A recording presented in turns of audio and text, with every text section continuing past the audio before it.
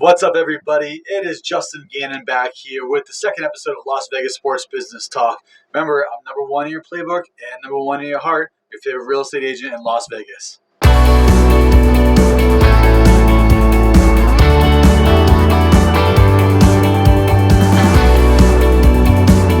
The first big story, of course, we're going to go back to the Oakland Athletics potentially coming to Las Vegas. Here's the latest updates of what's going on with that progression. When we last left, Major League Baseball told the Oakland Athletics, you guys need to find a place to play in the future, whether it's relocation or in Oakland.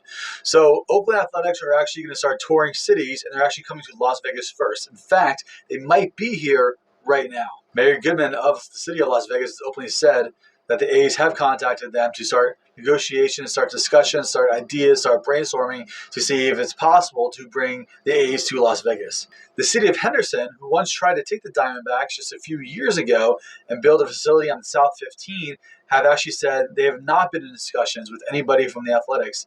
I think that's a good thing. Going back to my last week when I talked about where the stadium should be, I think the stadium needs to be near the Strip and near the tourist corridor to fill 81 games a year and to have the amount of traffic they need to be successful as a team. So right now, it's just completely a fact-finding mission for the A's. It says that they prefer a combination of a public funding plus a private funded stadium, pretty much similar to what the Raiders got. Will that happen? I'm not really sure. The Raiders got a sweet deal. It's why they moved from Oakland here. In fact, Mark Davis, the owner, doesn't even have to pay $1 for the stadium between the PSLs, the hotel taxes, and the Bank of America loan that he'll have to pay back. But out of his pocket day one, he doesn't pay anything. That's a sweet deal. Will the A's get the same thing? I'm not really sure if that's going to happen. Now, those taxes that were used to build the Raider Stadium are hotel taxes, so there tends to be a thing of tourists are paying for it. But us locals, we do like to do our local staycations, and we also know that if things become more expensive in Las Vegas, at some point, it'll turn tourists off as entertainment and concerts and gambling becomes more normal nationwide. It's not really going to put Las Vegas in the best position. But, hey, they might do it. Las Vegas might be like, here's the money, Oakland. Please come down. Please play baseball. There's also a mention of the Cashman Field site potentially as a baseball stadium. There's no evidence of that. The only discussion and rumor is just that the agreement to turn that into an MLS stadium has passed. So now you have 50 acres near downtown Las Vegas that is available. I still wouldn't be a fan of it because I think it needs to be walking distance to the Las Vegas Strip, but we'll see. There's also a good little article in the Las Vegas Review-Journal discussing Las Vegas Ballpark as an alternative for the A's while they build a new stadium. I think that while it sounds fun and it sounds exciting, I don't really see that happening. Let's look at the Raiders first. The Raiders play 2 more years in Oakland before they relocated down to Las Vegas. There have been talks of them doing some preseason games in Las Vegas. There have been talks of them potentially playing elsewhere if they couldn't get a deal done with Oakland for a 2-year extension. But cities don't really want to lose a major league team, so I feel like the Athletics can still get a deal done regarding a contract extension to play a couple years in Oakland while they build a stadium here. Another reason why I'm not sure what will happen, even though Las Vegas Ballpark is one of the nicest AAA stadiums out there, Major League Baseball doesn't really love to play major league games in AAA stadiums and minor league stadiums. Now, has it happened? Of course. In fact, the Toronto Blue Jays are playing right now in Dunedin, Florida. That's because of coronavirus. They can't travel to Canada and back to the United States. They played last year in Buffalo. They didn't want to play in Buffalo, though. They wanted to play in a major league stadium, and they couldn't get the deal done. You can go back to when the Oakland Athletics actually played games in Las Vegas at the old Cashman Field. So it's not unprecedented to happen, but do I see Major League Baseball allowing their team to play multiple seasons in a AAA stadium?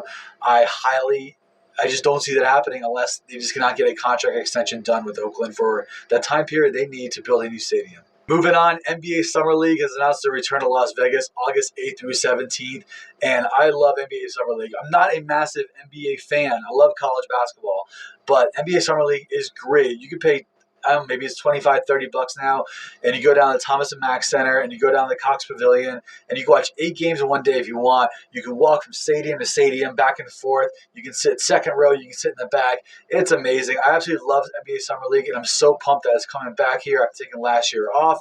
And if you've never been NBA Summer League, just to go there for a day and hang out, it's an absolute blast. In Las Vegas boxing news, Bob Arum of Top Rank announced that he's reserved Allegiant Stadium July 24th, for a potential Tyson Fury, Deontay Wilder trilogy fight. So there's no guarantee that boxing match will actually happen. Tyson Fury is trying to schedule a fight with Anthony Joshua in September in Saudi Arabia to unify the heavyweight championships. However, Deontay Wilder was suing Tyson Fury because he said that he was owed a trilogy fight in the event that they lost their rematch a year and a half ago. And recently, a judge voted on Deontay Wilder's side. Now, Tyson Fury still might fight it. When I'm reading articles, it's saying that Fury's camp is like, you know what?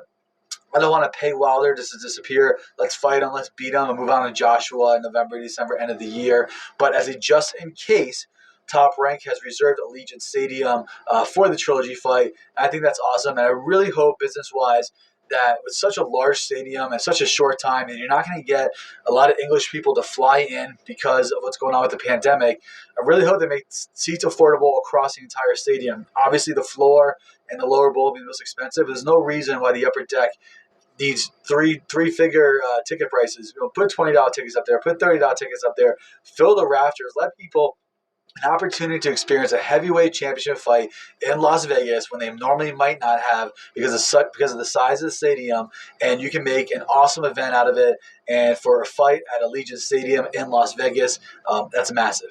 The Las Vegas Lights return soon in June. Las Vegas Lights is your minor league soccer team in the USL. They play at Cashman Center. They just announced $10 tickets for adults all summer long, $5 tickets for kids. I think that's really good because that is showing that they understand the market a little bit. They are a alternative, not just to major league sports, but they, as a minor league sport, you are competing with other family events. And with just people trying to get out there and do things again and offering $10 tickets for adults and $5 tickets for kids, get the word out there more. But that's really good because you and your family can go out there for $30-$40 as opposed to spending hundreds somewhere else. And overall, you're going to have a great time in one of the Lights games. Again, they play at Cashman Center, USL Soccer. Go out there, $10 adults, $5 for kids. I like it a lot. Finally, there are rumors that the WWE is going to host SummerSlam at Allegiant Stadium, or at least in the Las Vegas area. SummerSlam is their second largest event behind WrestleMania each year, and it's going to kick off them going back on tour in front of a live audience. Sports Illustrated today said they can confirm that SummerSlam will take place in Nevada. They have not been able to confirm the location or the arena or anything like that. Obviously, it would be in Las Vegas. The question, T-Mobile Arena or Allegiant. They haven't done a SummerSlam at a stadium since, I believe, 1992 in England. Usually they reserve stadiums for WrestleMania, but this would be such a big event, and they would treat it like a WrestleMania weekend. So that means they would probably have all their events are SmackDown, Friday Night SmackDown, NXT TakeOver, Monday Night Raw, all at T-Mobile Arena, with SummerSlam in the middle of all that. So a weekend like that, in middle of August, 4 days in a row, right before the NFL starts, you would pack the tourist corridor with people. So that'd be great for Las Vegas. Everyone will make money. And I believe that one's going to happen, or at least in Las Vegas, at least at T-Mobile Arena. Either way, it's more things. Las Vegas is coming back. I'm super excited about that. Hope you enjoyed the Las Vegas Sports Business Talk. I'll be back next week to talk about what's gone on these next 7 days. If you have anybody out there need to buy or sell their house, feel free to reach out to me. If you want to discuss a little bit about sports and sports business, comment, reply back to me anyway, social media at 702 Sales. I'm Justin Gannon with eXp Realty and the Lindstrom Radcliffe Group. Hope you all have a great day.